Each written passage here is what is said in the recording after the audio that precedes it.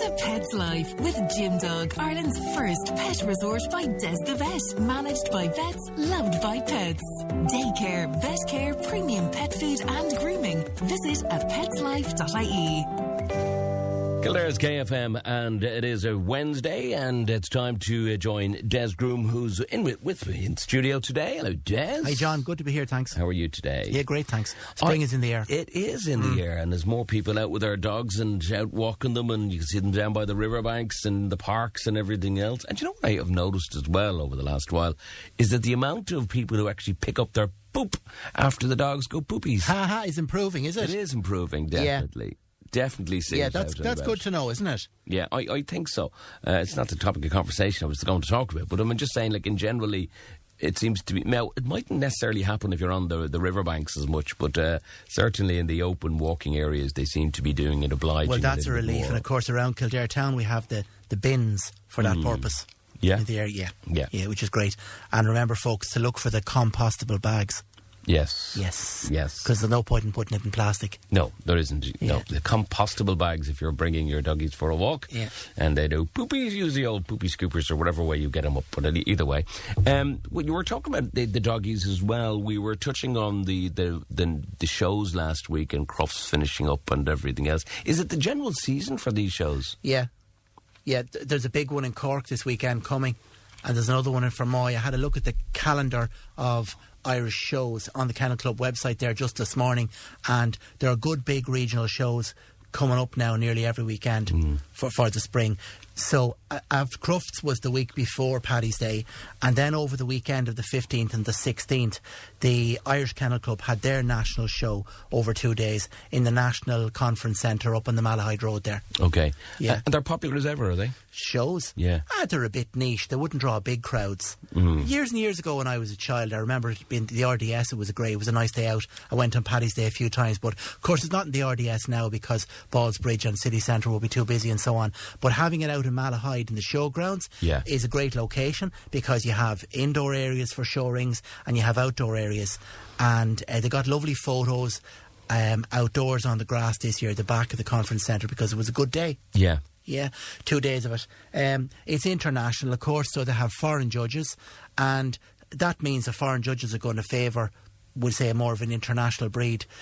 So I'd love to see the Irish breeds being picked all the time, but when you have an international flavour to it and international judges, they'll pick dogs from all over the world, other breeds. So it's a big mix of breeds there picked in the Irish show, as well as in Crufts the previous week. I was looking through the list that you gave me regarding native breeds of Ireland. Yeah. And there's some weird ones in there which I didn't realise were native, actually. I understand the likes of the Irish Red Setter. That does exactly what it says on the tin. Yeah. And I like this one here. It's a little terrier fella. The Glen of a Mal Terrier. Why is he known? Because it comes from the Glen of a Mal in Italy. So the Glen of a Mal Terrier was bred in Elizabethan times, which would be around about the time of Oliver Cromwell sent his troops to Ireland. There were big garrisons of Elizabethan troops in the Wicklow. Area. In Wicklow and in the Wicklow area. And they brought hunting dogs with them. And they created the Glen of a Mal Terrier by mixing it with a native terrier. Okay. That they found, and when they discovered that they created a distinct type, then they kept it as a distinct type and made a breed out of it. Right. The interesting thing about it is it's a ratter, it's a hunting dog, and it doesn't bark. Does not? No. Well, very little when it's hunting. Now, typically, your hunting terrier that follows hounds, they'll be very vocal. Right. So pack dogs do tend to be vocal. Pack hunters. But these Glen of a Mal Terriers hunt silently. Now, why historically that was desirable as a trait that they bred them for, I don't know. Yeah. But they're a lovely little hunting breed, yeah. Do you see many of them around still? No, not as many as we'd like to see. And, you know, in terms of these Irish Kennel Club shows, it's a great opportunity. I'd love to see these native breeds being highlighted more and bred more and their numbers come up a little because At Crufts, there was a published list of what they call vulnerable breeds. And these are breeds that have less than 300 puppies per year registered. And 4 or 5 of the native Irish breeds are on the vulnerable list, i.e. the numbers are so low that there's less than 300 pups a year being registered. And that's a pity. So Irish breeders out there, do look for the native Irish breeds, and let's try and grow their popularity and grow their numbers again. And I'm just looking at some of the beautiful dogs that is on that link I'm looking at the moment.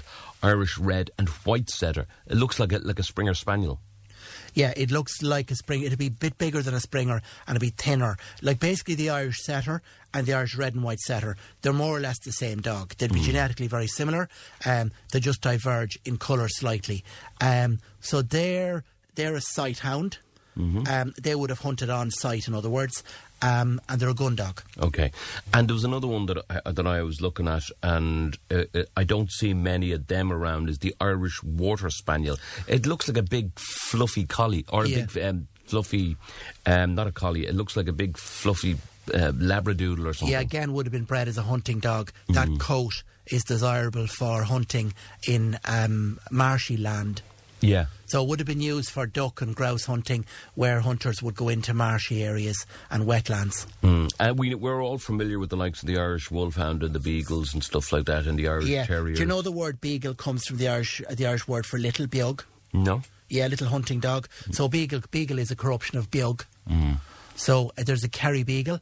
Okay. That's the typical Irish native beagle, and the Kerry beagle had a famous pack of dogs that were used for hunting. Okay, and the other one which I thought was interesting, which I didn't realise, I knew it was Irish, but I thought it was kind of a mixed breed anyway, was the Kerry Blue. I didn't realise that was considered a part of the main native breeds of Ireland. Yeah, it's a separate breed. It's a native breed. I don't know the history of it. They're rare. I'd love to see more of them being bred. They're a lovely dog. Yeah, they're super dog. I remember coming across a beautiful Kerry Blue walking down one of the beaches in Ireland there a few years ago back, and I was amazed at how friendly he was. Yeah. And he just came up to you, and it was an absolutely beautiful dog. So the problem now is in Ireland so we've mentioned all those Irish breeds, and some of them are not as popular as ever.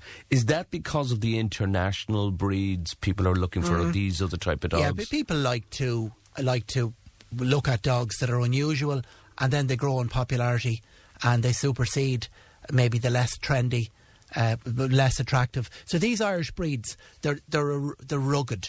You have rough-haired and wire-haired, and they're hardy and they're rugged, and they evolved and were bred for a harsher, wetter climate and for outdoor living and outdoor hunting.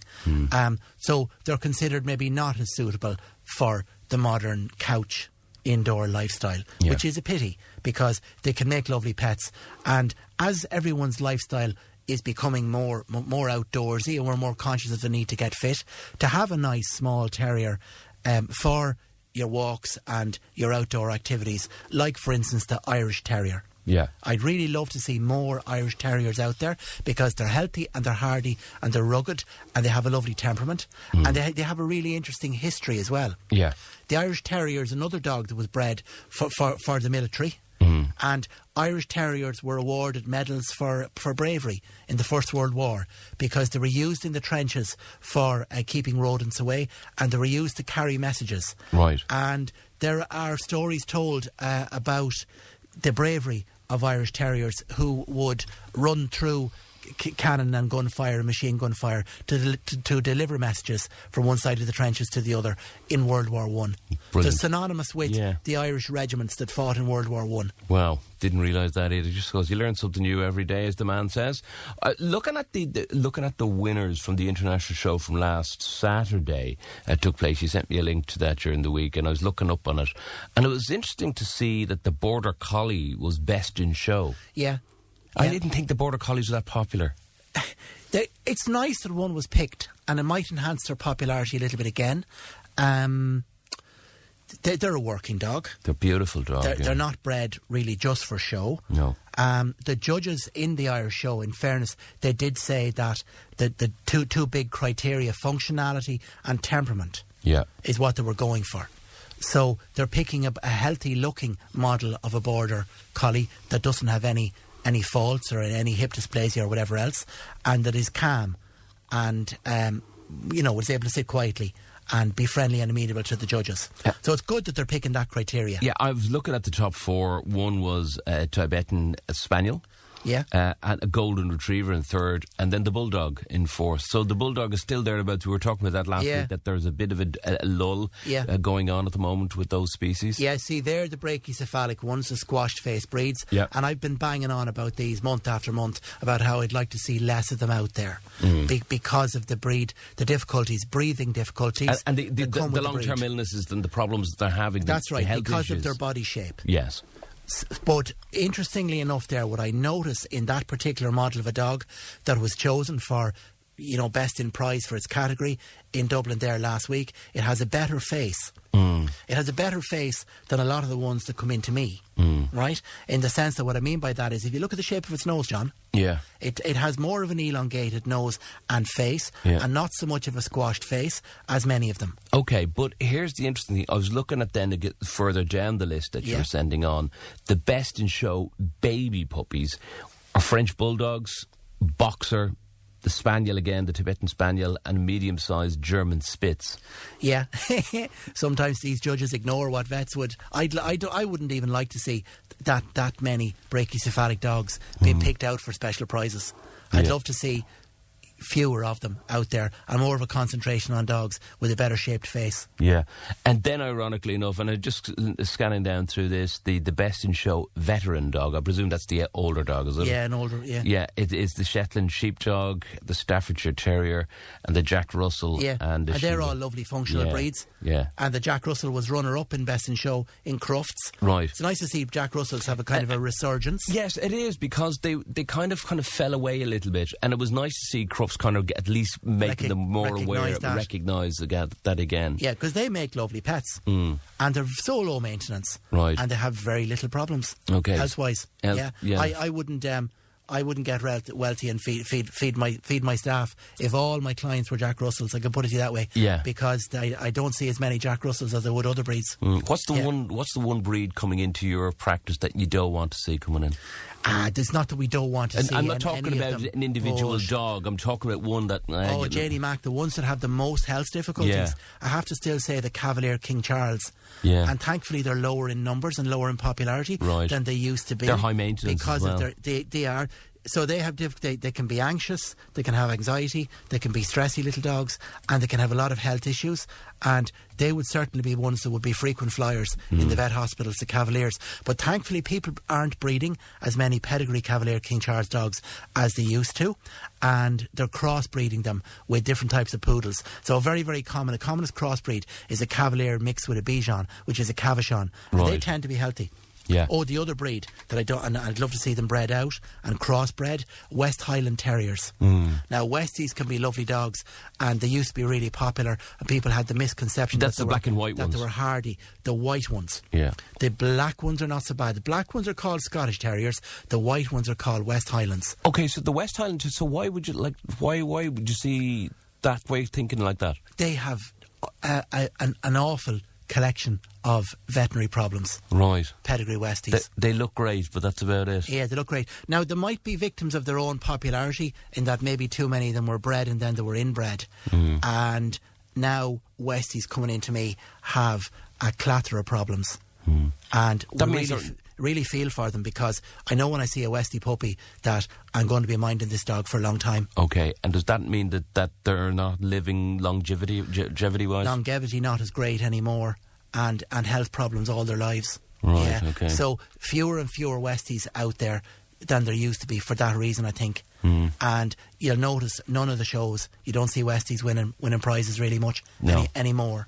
Yeah. So I don't know why that happened. Maybe there was inbreeding with them. Yeah. And if you could outcross them back to the lovely Scottish hardy hunting dog, the terrier that they're meant to be, it'd be great. Okay, wait and see. Watch the space, as the man says. Right, hi guys. My Springer Spaniel sits in the middle of the driveway. Doesn't seem to hear the cars passing towards us. He's 12 years old now. Would he be possibly deaf, or is he just kind of senile or whatever? Or is there anything that can be done for him? Yeah, he probably is going deaf. So springers have the floppy ears. They do suffer from ear problems all their lives. Deafness in older age is a big issue with them. Definitely, listener, I would say, do make an appointment today and have your dog seen at your local vets. And you want to assess, is there inflammation or blockage or narrowing in the ear canals? And can something be done to improve your dog's hearing? There are medical options there. Start with looking at the conformation and the physical appearance of the ear flaps and the ear canals, and see can anything be done in that regard to improve your dog's hearing. Certainly, there's deafness there. Okay, Brian O'Hara is on. He says, hi guys, I want to adopt an Alsatian stroke German Shepherd. We're at that stage. We've got 2 acres of land. We're out in the countryside and we're hoping to get 1 or possibly 2. What are your thoughts on this, Des? Yeah, look for ones that have a nice straight back and good hips and don't suffer from hip dysplasia. And if you want 2, then get a pair together, because you can't bring adult dogs in, or you shouldn't probably bring 2 adult dogs in from 2 separate locations. They won't get on. Yeah, they might not. Yeah, especially shepherds. They can be solitary and they can prefer their own company, and they don't necessarily slot into a pack very well. So look for 2 together. As in brothers, or a brother and sister, or 2 sisters, exactly. or whatever the case may be. Exactly. Yeah. You go to the Dogs Trust and the DSPCA first, I would say, right? Because you mightn't necessarily find German Shepherds in many fosters or in many shelters. So because they're purebreds, is it? They're popular, and they're not handed in, and they're not surrendered very regularly. Yeah, which is really kind of sounds like a contradiction, because of the myth behind, they're guard dogs, they're watchdogs, they're dangerous with children, all this type of stuff. They're not dangerous. They can be lovely pets. They have a very strong guarding instinct. Of course, they are guard dogs. They evolved in Germany and in Europe to guard sheep. So they're not sheepdogs by nature. They don't herd. They are literally guard dogs for the flock. Okay. So there are 2 types of dogs that were in use from medieval times. Whenever you had flocks of sheep, you needed a herding dog. Yeah. Which is where your border collies come in and your sheepdogs come in, and you needed a guarding dog. And the guarding dogs were dogs like German Shepherds and Rottweilers. They used to guard the flock from foxes, as opposed to the sheepdogs that used to herd them. Yeah. So this is why these dogs are territorial, and they're guard dogs, and they're more attuned to situations where they get to sit on duty and be sentinels and be guard dogs. Okay, and they're the ones. They're one of the parts of the breeds that are out there that have to be muzzled when you bring them for a walk, are they? Yeah, they're on the restricted breed list. Most of those dogs on the restricted breed list are those guarding type dogs, right? Because guarding dogs are going to have been bred over hundreds of years for aggression and for defensive behaviours and for territorial behaviours. Okay. But you were saying there a second ago back, you were saying that they can be very affectionate as well. If you have them from 2 pups from puppies, and there's a young family, there's never any issues or problems. I grew up with German Shepherds. I've a lot of affection for them. We had German Shepherds on the farm at home all through my childhood, and we had German Shepherds at home when my children were young too, and they were great in terms of that mix of a good family pet that would also look the part and bark at the gate. Yeah. They're a fabulous dog. They are a fabulous creature, to be fair to them. I love them. Yeah. And it's possible, go to the DSPCA or Dogs Trust, listener, to look in terms of trying to get a couple like that to foster them. Okay, Melissa's on. She says, I too am in a situation where luckily we have a load of land in our house where we live as well. We wanted to get 2 of the larger type dogs this time round. We've had dogs in our family for the last 30, 40 years. The kids are now growing up, but we'd like something maybe like a Labrador or a Golden Retriever or a German Shepherd or something along those lines. What would you recommend, Des? Yeah, does this listener say she doesn't really specify if she wants a guard dog as such? No, I wouldn't think so. I think it's just a dog. You can't look. I wouldn't look further than a Golden Retriever. They'd be my top of my recommendation for a lovely family pet in a country environment where you have plenty of land. Yeah, Golden Retrievers, brilliant. They're ideal. My brother-in-law Dave and his wife Dolores, they have 2. They've always had Golden Retrievers from the year dot, and they're absolutely fabulous. Yeah, they're just fabulous, and they're so affectionate, and they're so intelligent. Yeah, and you know that most guide dogs are a mix of Labrador and Retriever. And the reason why is because they're so biddable and intelligent, and they want to do the right thing. They want to please you. What's the age span of a golden retriever? Would you good, get? yeah. You get them? Good, 13, 12, 13. So hopefully 13, 14. Yeah. Okay, very good. Yeah, you have to keep them fit though. Okay, yeah, you keep them going. Yeah, they loved them. Yeah, that's it. Okay, well done. That was a good one there. Thanks to everybody who contributed as well. And you can, of course, we'll be putting this up on podcast a little bit later on here on Kildare's KFM. Thanks to Des Groom. We're back again next week on the Tuesday. Des, thanks for dropping into us as always. That's great, John. Thank you. It's a pet's life with Jim Dog, Ireland's first pet resort by Des the Vet. Managed by vets, loved by pets. Daycare, vet care, premium pet food and grooming. Visit apetslife.ie.